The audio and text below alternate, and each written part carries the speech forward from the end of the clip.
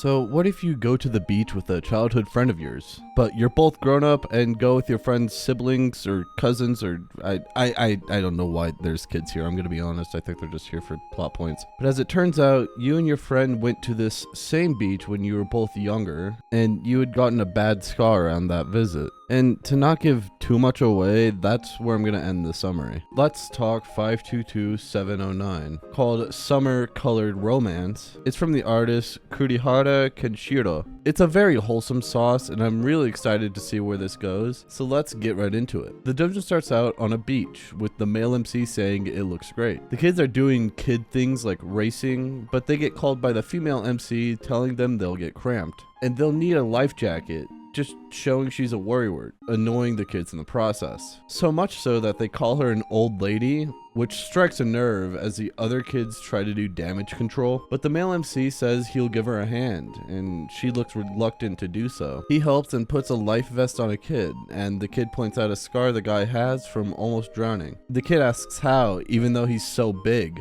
which he says it isn't the case and that he used to be smaller than them, asking the female MC, Mitsuki, for her input, and she just ignores him and checks to make sure it's safe. It cuts to a flashback where the male MC says he was physically weak, not being athletic, and always getting left behind. But child Mitsuki literally kicks his ass as we find out she always took care of him, and thanks to her, he could pull his own weight. She was reckless, so he got fed up, but she always was the one who never left him alone. But something happened on that day, as it cuts to the present where he zones out looking at her. Though this leads to him getting hit in the head, leading to him getting knocked out, which makes him wake up on her badonkers. He jolts back apologizing, in absolute fear about what's going to happen, because he knows what's coming. An absolute menace of a kick, launching him into the sea as she strikes a pose, but he isn't coming back up, and she jumps in to check on Tadomi, the male MC, which is when he jumps out of the water to scare her, reminiscing about the beach. But his scare makes her cry, and he realizes that as the kids chime in to make fun of him. He says it's not like her to do that, but she walks off saying to stay away, and Tadomi tells the kids to go have lunch and chases after her. He eventually has to grab her arm to apologize to her, but she's saying it's because she was afraid he would disappear from her life,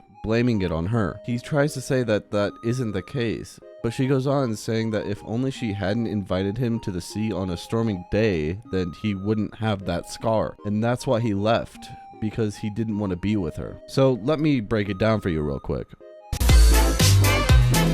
I'm sorry, I had to do that because this is going to get really wholesome. He hugs her saying, of course not. He was sick and weak and alone all the time, but she took him outside and there was never a dull moment. And that's why when he saw her crying, he wanted to become stronger. So he left to be independent and become strong enough to protect her, being grateful for those days. She tries saying that being strong doesn't matter, and she wants him to be by her side, but he wanted to be a man who can suit her. And they share a hug as she tells him to go kaputz already, and he says that if kicking the bucket makes her cry, it wouldn't be worth it. And they kiss, and she asks if he'll return to the city after holiday ends, but he'll be back after graduation. But before he leaves, she wants his mark inside her, which he does. They finish up and it cuts to him leaving. The kids ask him to come back, but she calls him and kicks his ass again, this time saying that she won't let him cheat just because she's not there, and if he does, then she'll go berserk. The kids ask what they're talking about, which his answer is that he'll be their uncle soon, and the doujin ends with some banter. Overall, I rate this 9.5 out of 10. I just absolutely love this sauce and everything about it. The art style is absolutely adorable too, and the subtle details that are added are just fantastic. The characters are also really good, and I feel like the author did really well in giving those characters depth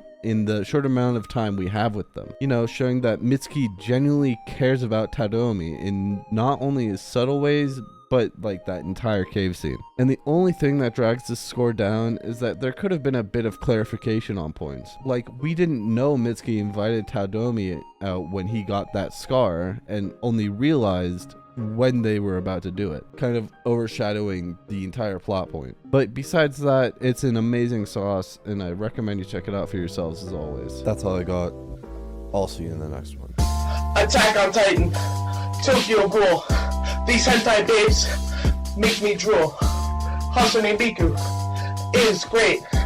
She makes me masturbate. fairy tale.